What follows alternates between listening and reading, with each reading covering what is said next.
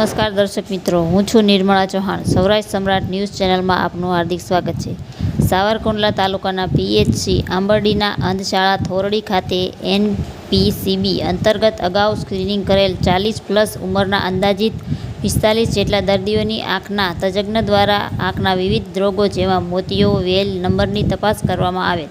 ઉપરાંત NCD screening જેમાં BP, diabetes તપાસ કરવામાં આવેલ.